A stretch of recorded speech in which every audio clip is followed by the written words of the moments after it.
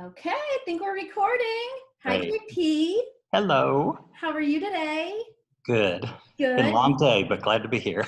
Oh, I know. Well, before I ask you more about that, I just want to say really quick, for those who are watching, I'm Megan Holmes. Most people know because they've watched us before.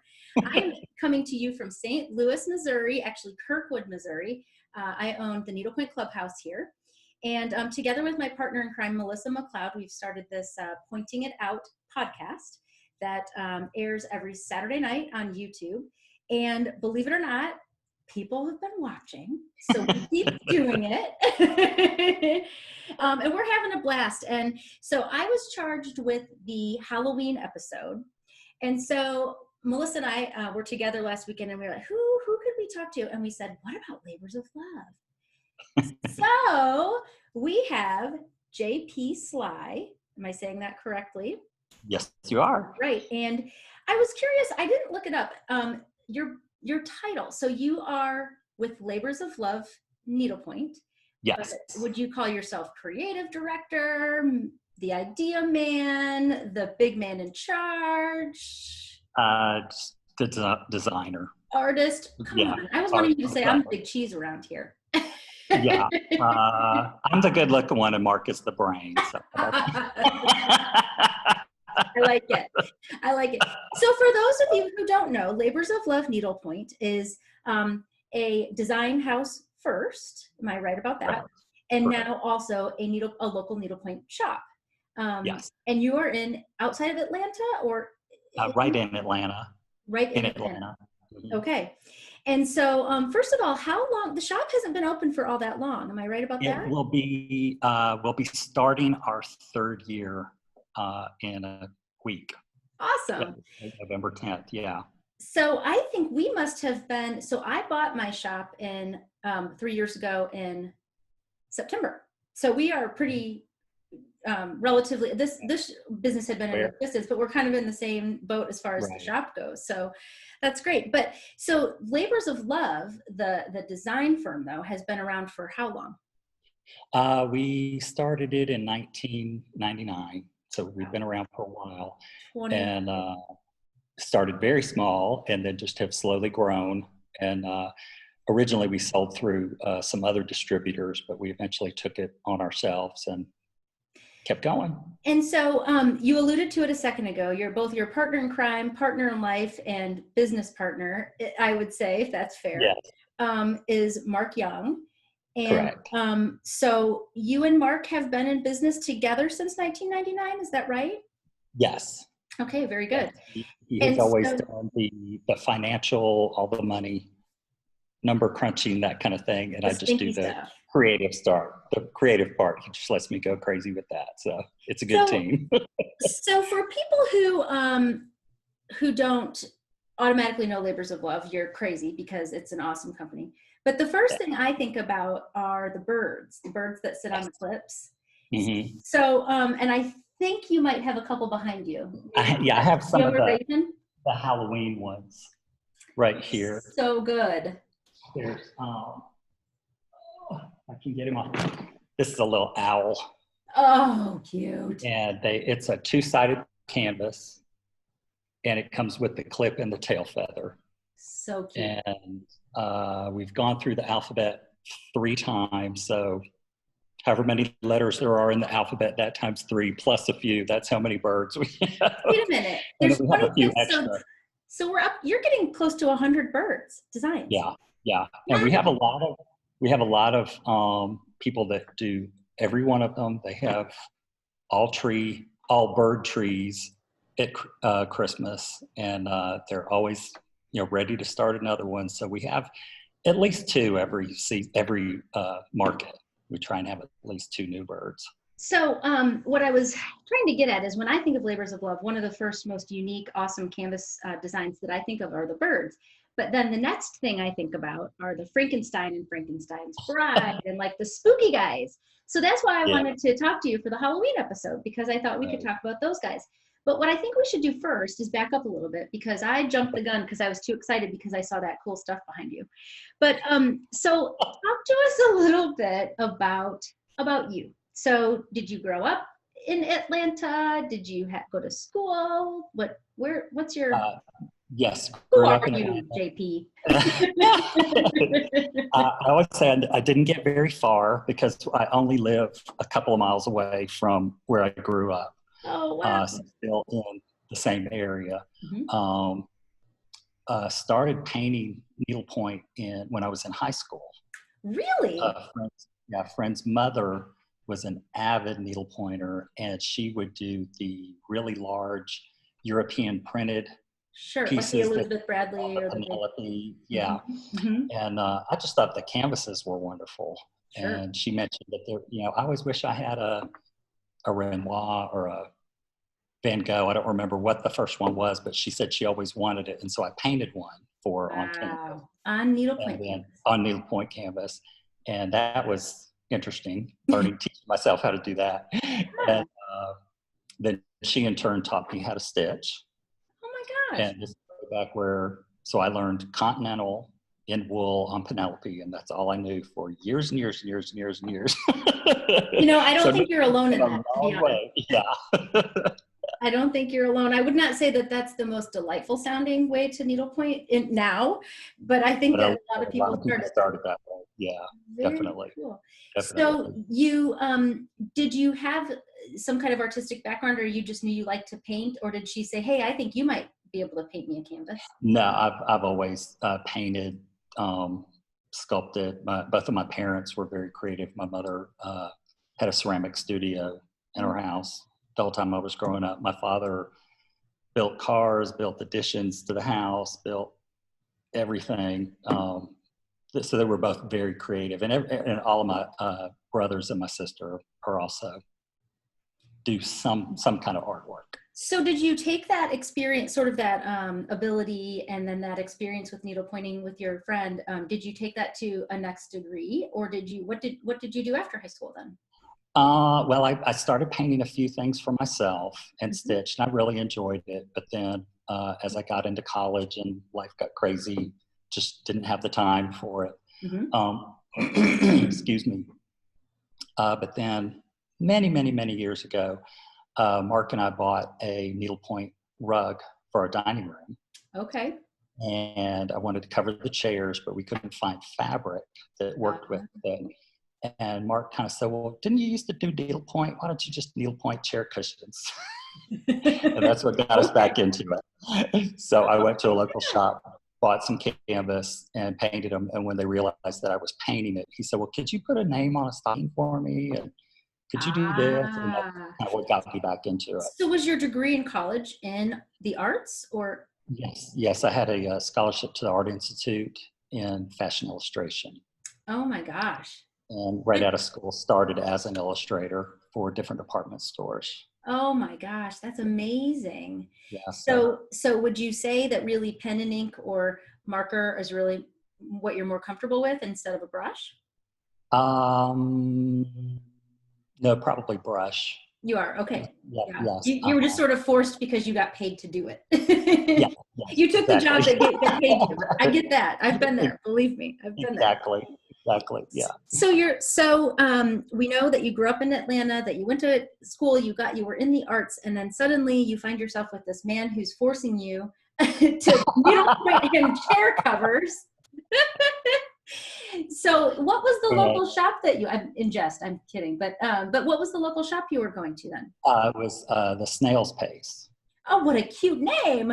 I don't know that. Owned by a gentleman, and so that was interesting that it was, men going into a shop owned by a man, so that was interesting. But he kind of got us started, and then we moved on, and I started researching and find other needlepoint shops around us, and I would just do a couple times a year, just a little catalog and just send them, I designed this, I designed that, and they would start ordering things. And so you were just JP Sly painting some designs, going and saying, hey, and it was kind of a side hustle. Is that what you'd call that? Like kind of, you weren't doing it full time. Basically, yes. No, needlepoint was really just a sideline while I used to paint murals and design rooms for kids and painted furniture and crazy things like that, and would occasionally do a needlepoint project with those jobs. But then after having several shoulder injuries and having to give up painting the murals, just got back into doing needlepoint full time. And that's when we started repping it ourselves and started attending market. So you had can you recall about how many designs did you have when you said, hey, I think I've got enough here that I can go out and kind of have my own line? I mean, would you say there were like 20, or were there like 100, or? Maybe 50, I would guess. Okay. Yeah. What were some of those original designs? A lot of times I would depend on the shops that I was working with. They would have really great ideas for me. Right. And we'd work together. Would start out as an exclusive with them. Sure. We did some seasonal frames or month frames. Oh, sure. Yes. Like one for January, and each one would come with a little hand-painted wood embellishment that went on it, that kind of thing. No, that was one of the first really big things that we did. I'm sorry to say that I don't have a depth of knowledge that I should, but is that still part of the line, or is that? We never really retire anything because we just get to where, if somebody wants it, I'll paint it for them. Sure. It may not go through the painting service, but I can do it myself. The problem with those frames is finding the little wooden embellishments. Yeah. When you start adding things like that, which I love doing, it's a lot of fun, but when they stop making them in mass, it's a problem. Oh shoot, what do we do now? I gotcha. Yeah. For sure. Right. So then, can you talk about sort of how the line evolved? I mean, like I said, the birds, I don't know, when did the birds come along, and sort of like I guess what I'm trying to get at is really what inspires you? What are you finding? So what inspired you then, and what continues to inspire you? Yeah, honestly, it's everything around me. Okay. As far as the birds, Mark has a large collection of antique glass German ornaments. Oh, wow. Of birds that have the glass, spun glass tail feathers and that kind of thing. Nice.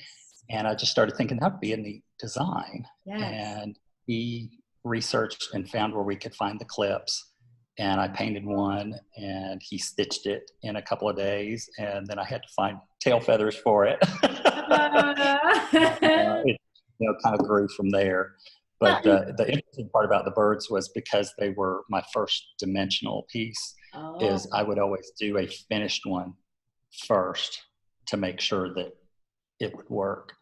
And since then, I've gotten to where I try and work really closely with finishers on pieces and say, should I cut this out, or change the shape of this a little bit, because inevitably they're the one that is going to have to finish it, and you still want it to look good. So if they're telling me from the beginning a pattern or a shape, it's really smart. Because I end up with canvases here, and somebody says, what should I do with this? And then you go to the finisher and you're like, this is what I think you should do. And they're like, well, you're crazy. That doesn't have enough of this or enough of that. And it's like, okay, now what do we do? So that's pretty smart. And I appreciate that as a person who's trying to encourage people to stitch things, that we can then know kind of how it's going to work in the finishing process. And for people who aren't familiar, I mean, I keep hitting the bird thing, but I just think it's so cool. These canvases come double, or maybe they're like this, but two-sided. They also include the little spring clip, and they come with the little clip, feather, and then we pull feathers, dyed feathers, to go with each one. I love that. So logistically, do you all sit in your back room? You get your canvases from the painting service, and you sit back there and pull feathers apart and put springs together? Oh, you're the man. I pull the feathers. And I only do that because I clean up after I've done it. If anybody else does it, there's feathers all over the place. I can see that. I will do the feathers from now on. So that's so funny. Well, I'm going to call you the Feather Man now. It's really fun because when we order the feathers, we have to order them by the pound. Oh my God! You have no idea how many feathers there are in a pound until they show up at your house, and also absolutely stink of mothballs, because that's how they preserve the roll. So I hang them in the trees in the backyard for a couple of days and let them air. So No, it looks like this explosion has happened in the backyard so for a they're like couple of for days. real. They're for real. They're really in trees. They're before. Yes, yes. Yeah, yeah, that's great. You got that real experience. That's good. Yeah, our neighbors are always like, oh, they're doing more birds. Okay. Yes, that's funny. The neighbors, yeah. Hey, what kind of birds are those? What are those hot pink feathers doing in the backyard? No, no, it's just JP flying his feathers again. No problem. So the birds are awesome. Thank you. But what I'm seeing behind you, and what I was kind of wanting to talk about from a Halloween perspective, Uh-huh. is the stand-ups. So I see like the I don't know, what do you call him, the pumpkin head guy, right? This little guy, No, the bigger one, the stand-up, the this one. yeah, that guy. This So fella. those are the ones that there's a few of those guys. There's the Yes, pumpkin. yes. We've added every season. He was the original. This is Halloween. And It's been a long this day. was actually an idea that was given to us by a shop owner. And we did this as an exclusive for a year and then took it and have added on to it. This is the smaller size. It's on 18 mesh. And then we also do the exact same pieces, about double the size on 13 mesh. Right. And they've both been really popular. In fact, it's funny because there'll be friends that one will be working on the smaller one and one will be working on the larger one, and they finish at the same time. Oh, sure. Depending on. Yeah, because they're all, most of them are open stitches and fun stitches, things like that. Do you know if someone has written stitch guides for any of those, or if there's any? I mean, there's the things I've seen are so beautiful of these pieces. This one is actually by Timmy Schultz. Okay. And she's taught classes in this, and I don't know if you can see it or not. The little Oh my gosh, it's cauldron it's a is the cauldron is painted on the design, and you could stitch that. But what Timmy and her husband have done is they've done a three-dimensional 3D printout of it that you can sew on, and then you can add the little candies to the inside. Oh, that's precious. I love So that. and it's really, really fun working with somebody that takes things to the next level and just really gets crazy creative with them. It's gorgeous. I love those. So then, again, behind you, I'm sorry to do this to you. I didn't tell you that we were going to play show and tell with all these things. So the one you picked up first is that little kind of a little pumpkin.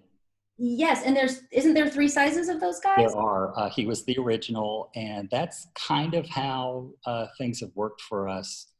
As we start with one, and they become popular, and people request more, and so we ended up doing the 2 other sizes. He was originally supposed to be a hollow little basket to put candy in. Oh, cute. The finishers started putting the little tops on them. Yep. And everybody liked him as a little pumpkin head. But this is a great little class piece because there's 6 panels. Yes. And you can teach a different stitch on each panel. And you know what's funny? When you see that on canvas, it doesn't look like anything. It almost looks like a picket fence, you know? It is. And so it's so very nice strange to see the finished piece to encourage people, like, well, look what this could look like. So it's very strange to figure out what some of the pieces are when you're just looking at the canvas. for sure. Yeah. So talk about, and it may have changed over the years, because it sounds like, if I'm doing my math correctly, you've been kind of creating needlepoint canvases for at least 20 years, at least Yes. pretty diligently over the last 20 years.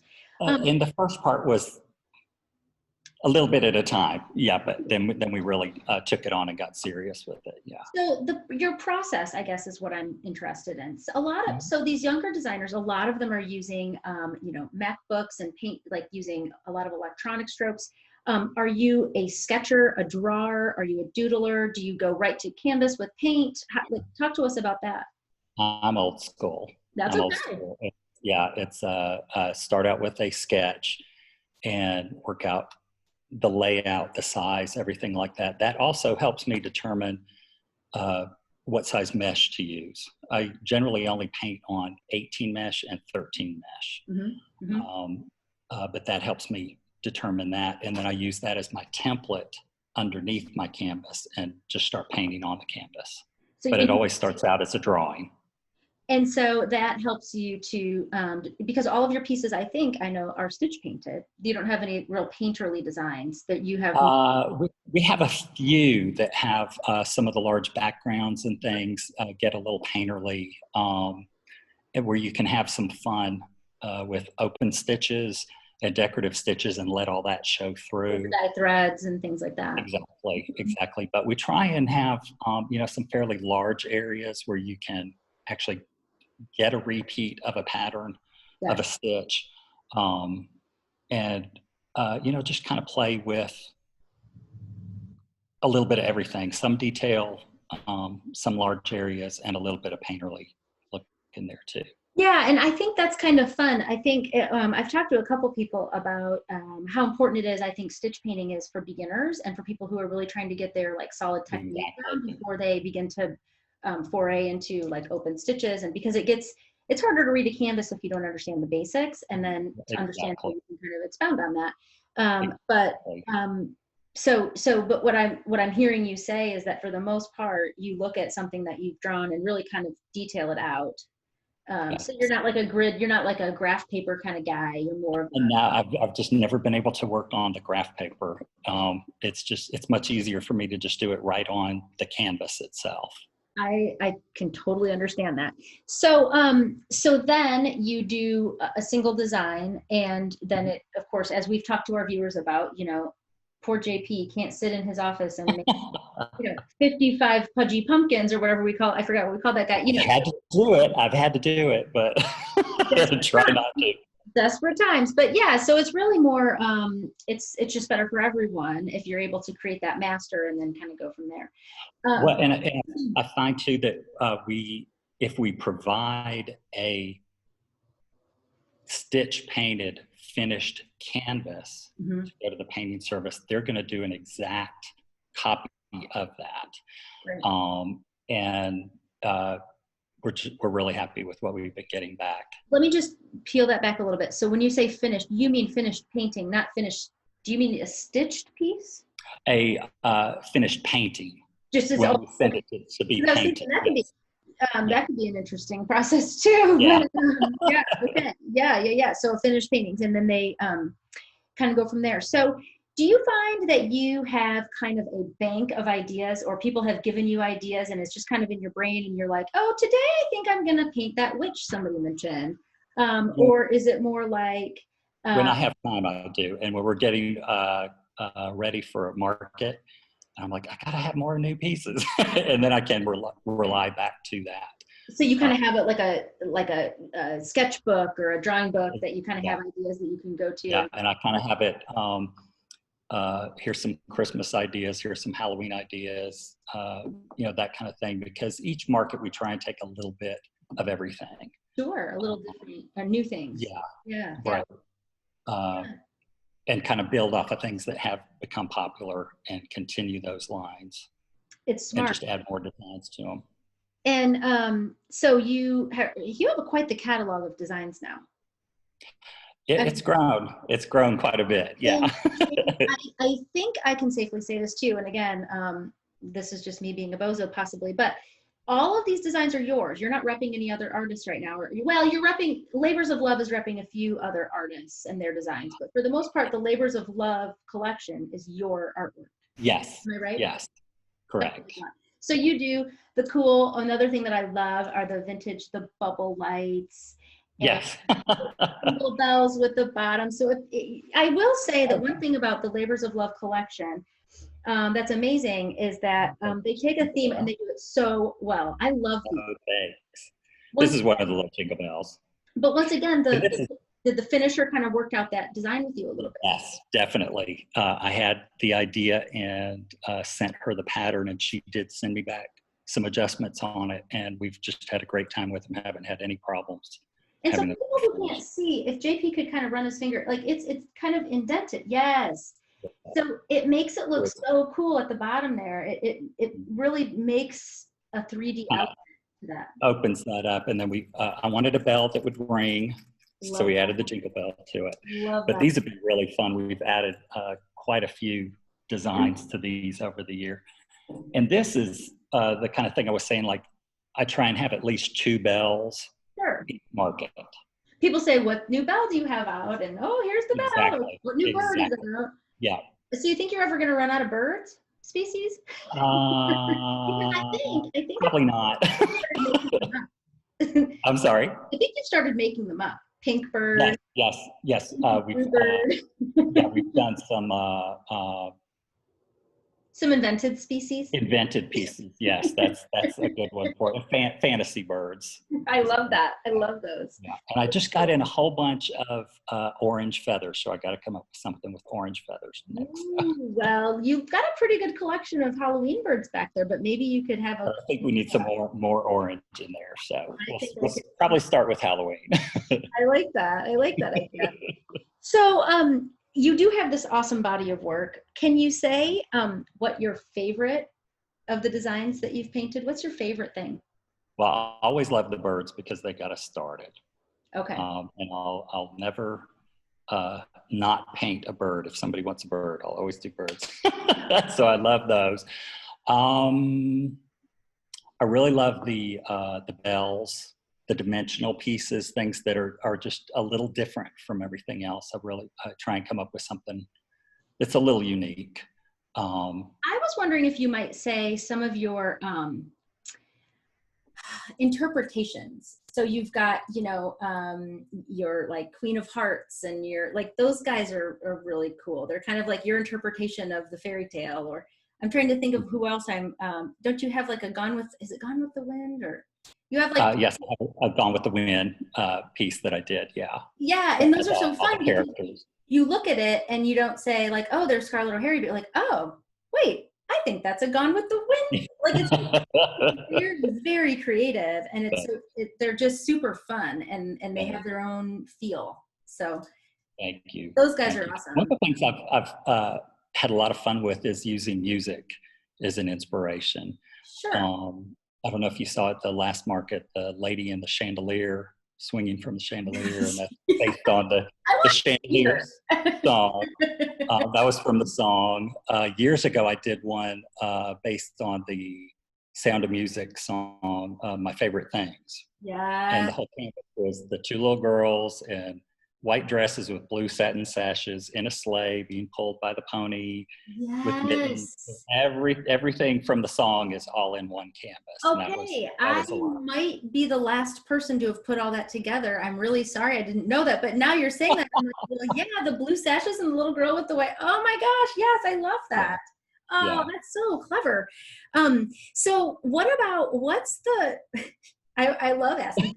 They think I'm a nut, but I'm like, so what's the thing that doesn't sell? Like, what are you like? Man, I love this, but nobody buys it. Yeah. I did some garden ladies years ago, and we'll sell a couple of them, but they never took off. There's rose, daisy, hyacinth, and ivy, and they're all gardening. And Daisy is planting daisies, and Rose is working on rose bushes. And I just thought they were really cute, and they had a little bit of everything, but they haven't taken off yet. But are they meant to be stand-ups, do you think? Or they could be stand-ups. They could, because they really have a whole background scene to them. So either framed or possibly a stand-up. I think I know which ones you're talking about, but I'm going to have to double check on those. We might put those in the promo. I always love that. I would like to say, like, tell us what's happening that nobody pays attention to. The garden gals. And a lot of it honestly just depends on the teachers. And because they might pick up a piece and just go crazy with it. And and some of these women, men too, that are teaching, excuse me, are just amazing. Their brains and what they come up with and how these pieces finish. It looks way more inspired than the painting ever could, because it's 2-dimensional, and it's amazing what they do with it. So definitely. So, but that led me to you were saying teaching. I was going to ask you. Now, I think I understand that before the world blew up and we're all like stuck at home, had to stay home. You were doing a little bit of teaching, and I don't know if it was in your shop or if you were on the road teaching. I was on the road quite a bit teaching, and it's a beginner's painting class. Fun. And we have several different designs that the shop can pick from. but each one you're still learning the same techniques and just going over the materials that I like to use, some tricks, and how to do it. This is one that we did for our shop in Atlanta, just to give you an idea. The peach. And so you will go home with a 5x5 finished canvas and learn how to do stitch painting, stencil making, working with templates, all kinds of different techniques in there on the same piece. Usually what we do is we'll send one out early to a shop and they will stitch one. And then as part of the class, you would get a stitch guide and all of your threads. Oh, that's a cool idea. Yeah. So do you find when really fun day. When you begin to teach people about painting, do you find that they say, oh, this is great, I can't wait to go home and do more? Or do you find more people that say, this is terrible, I'm going to stick with stitching? I think it is not easy to paint canvas. It's about half and half. There's usually at least, well, not quite half and half. There's at least one person that is taking every class that is very serious about painting their own pieces. A lot of the people just tell me that I have great job security and they're never going to ever again, which is fine too.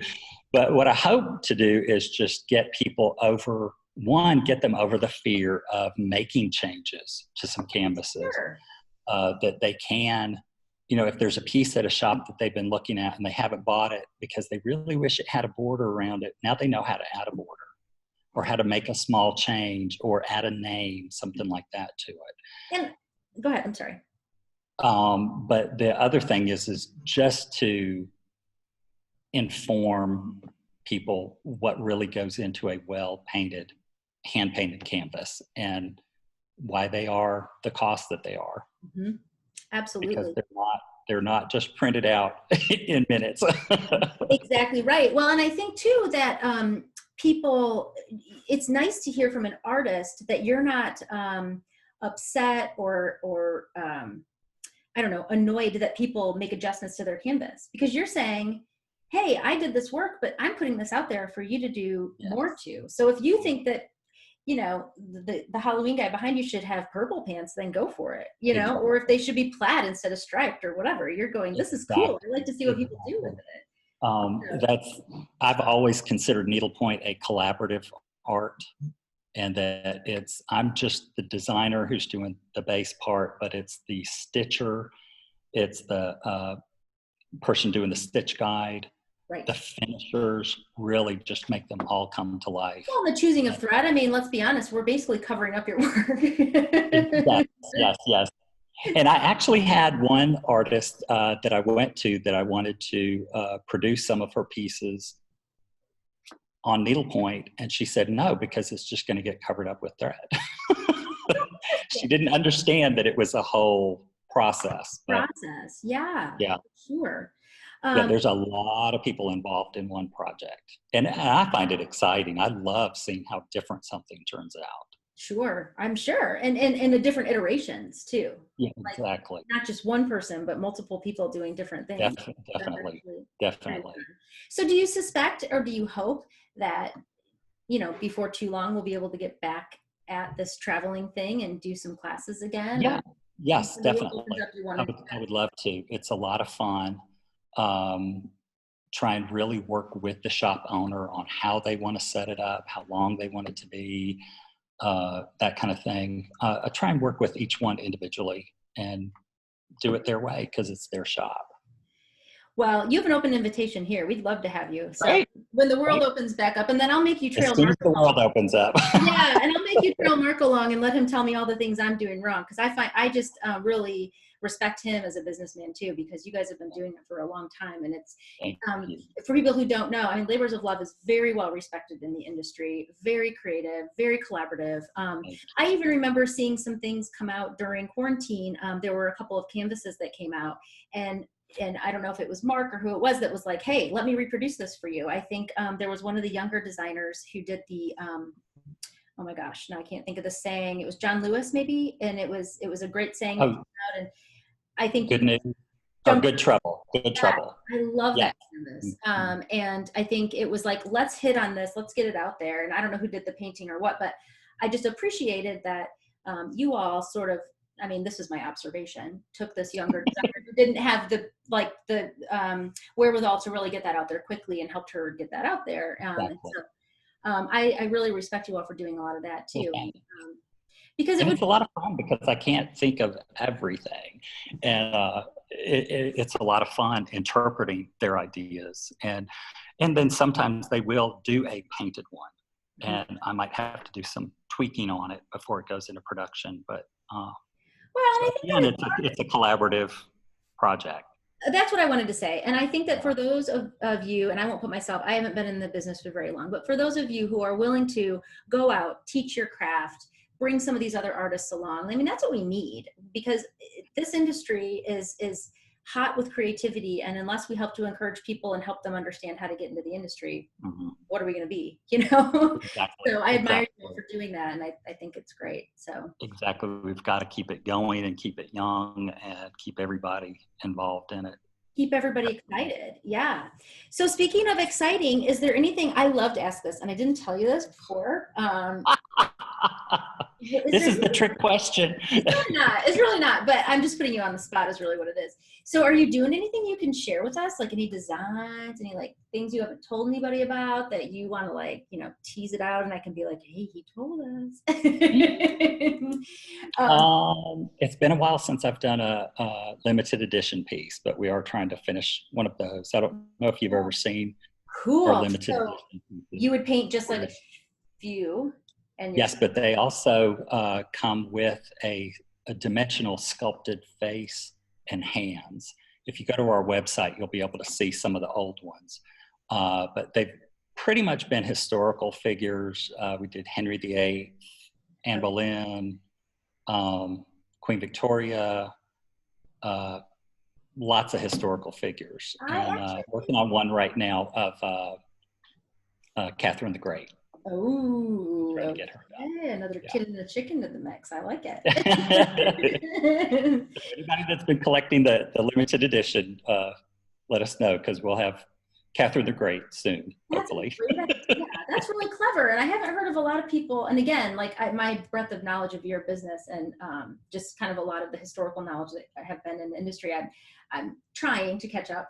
But that's a cool idea. And I think that's a way to get people excited about something that I think they love having something that they know is limited, and it's fun for me because I actually get to do the sculpting of the face, painting the face, adding the hair, putting a hat on it if it's wearing a hat.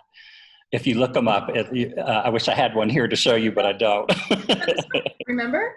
So, so you do like what kind of sculpting? Like clay? I use like a Fimo or Sculpey, the oven hardening clay, and it's a face, but it'll be flat on the back, and so it attaches to the canvas. Yes. So after you've stitched the background and her hair and all that, then you put the face on. Whoa. And after you've done the ruffle around the hands, you put the little hand on, that kind of thing. Oh, that sounds way cool. It sounds a little over my pay grade, but it sounds cool. They're a little up there, but I love like my pay grade of like abilities. Like I don't know.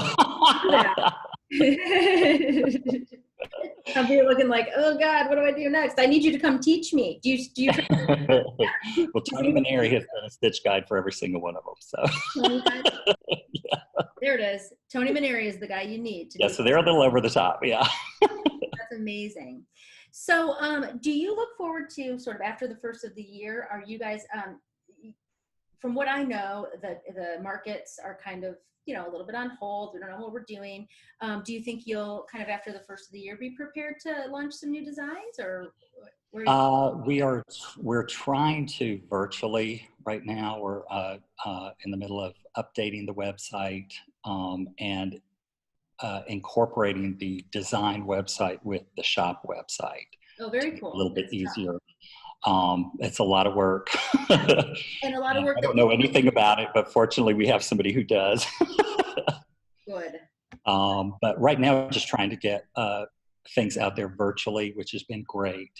But also, just definitely want to be prepared for when the real shows come back, because we miss seeing everybody. They're a lot of fun. I totally agree. That's one of the reasons why we started doing this goofy thing and talking to people, so we could get faces with names and meet people. And a face that doesn't have a mask over it. Isn't that the truth? I'm sitting in my office closed in, so it's safe in here, but it's bizarre. But and you're being very, very eloquent. I will tell people, I won't share the whole story, but JP and I have been trying to connect for a little while.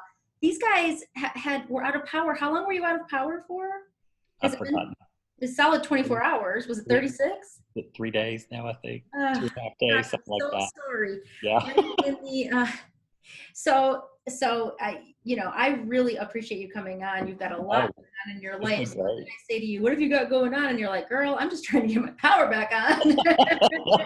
Well, it came back on while we were getting ready for this. So when I go home, we'll have light. So I'm excited about it. You are a gem. So you've got a lot going on. You've got a lot going on in your personal life and a lot going on around you and the sports. And does it appear that the weather is getting better and that you're kind of going to be past some of this? Or I haven't paid any. Listen, I live in a needlepoint shop. I don't know what the heck's going on. Ignorance is bliss. So this is I'm usually living in my studio. Well, I was going to ask you that too. Is that at home? Yes. Mm-hmm. It's in the lower level of the house, and have the dogs with me every day. And it's great, and don't have to deal with traffic. So I love that part of it. So your life during quarantine didn't particularly change. My life really didn't change that much. Yeah. And the dog, Mark may have been around a little bit more, but I don't know. But he may have been running the shop by himself. I don't know. He's pretty much, even when we were close to the public, he was here every day, and they were shipping out every day. It's amazing how the quarantine has affected different companies in really horrible ways and in really wonderful ways. And you're exactly right. Fortunately, it's been really wonderful for us and a lot of the shops. So, yeah. So what are you stitching on now? Do you have anything do you always work on your own pieces or anybody? I honestly just got back into stitching. I had been so busy with quarantine and getting pieces done for everybody that I just hadn't had time to stitch. But when I do stitch, I'm usually working on a piece that coincides with a miniature project that I'm working on, because I also do miniatures on the side. Very cool. I like it.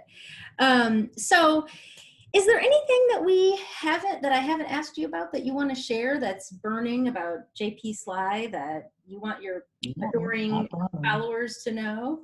I think you got everything. I do. I love Facebook. Oh, good. And if anybody's on Facebook, send me a friend request. I only post needlepoint and miniature projects. So if you're interested in the miniatures, I've got those posted on there. But I'll put some little teasers on of needlepoint pieces that are coming up for. I like it. Kind of I like it. Yeah, so just look for JP Sly on Facebook, and that sounds awesome. I got all kinds of stuff. We'll check it out. And this platform's on YouTube, but we should probably have a Facebook page too. We haven't got it, Who's got time for all this stuff? Exactly. Okay, JP. So I have to end with a little bit of a lightning round. Okay. So let's see. Chocolate or vanilla? Chocolate. Okay, these sound like my daughter. Beach or mountains? Probably beach. We're going to go for beach. Okay, I like it. And then, are you a music guy? I love having music going all the time. And so tell us what's on your Spotify. What are you listening to while you're painting? It could be anything from classical to Lady Gaga. I love it. You're my kind of guy. Yeah. Lots of 80s music. I'm an 80s kid, so lots of 80s music. I love that. So it's kind of like whatever you're in the mood for at the moment. Yeah. So, and let's see. So what's your favorite holiday? Probably Halloween. Yeah? I was kind of hoping you'd say that. That would be the perfect closure to this. Probably Halloween, yeah. Are you dressing up and doing candy? Are you doing anything fun? Not this year. We weren't, with the power being out, we weren't even sure what was going to be happening tomorrow. But No, we're kind of staying quarantined this year, but we'll see what happens next year. You know, it's funny. I love Halloween stitching. There is so much fun things to do with Halloween stitching, but I hate dressing up. People always say, "Do you like how?" I'm sorry. It's kind of a pain unless you're going to a really big party. It's kind of like, oh, do I want to do that? Maybe I'm too buttoned up. I don't know, but I think. But definitely, it's a fun holiday for the kids and for us stitchers because we have you and these awesome things. And thanks. I want to encourage everybody after they watch this. It's Halloween night. Go to Labors of Love. Check out their Halloween stuff because it is really fun, really cool. And you've just done some just genius designs. Thank you. Try and have a little fun with it and try and do something a little different. So that's what this is all about, you know? Yeah. So, so I hope everybody has a chance to peruse. My technology isn't such that I'm that cool that I can like have things going while I'm talking to you. Well, I barely made it on this today, so you know. No, you were just fine. So, well, it was a pleasure. We thank you for taking time to be with us, even when you barely got a hot shower in the lake today. So we really appreciate you. Happy Halloween. Happy Halloween. So those of you who have not subscribed, please continue to support us by subscribing to our YouTube channel. It's a quick little button. And that way we can continue to do things like bring JP Sly on. So thank you, JP. We'll talk to you soon. I hope in person. But definitely. Soon. So have a great day. Thanks so much. Thank you. Happy Halloween, everybody. Yes. Bye, everybody. Trick or treat.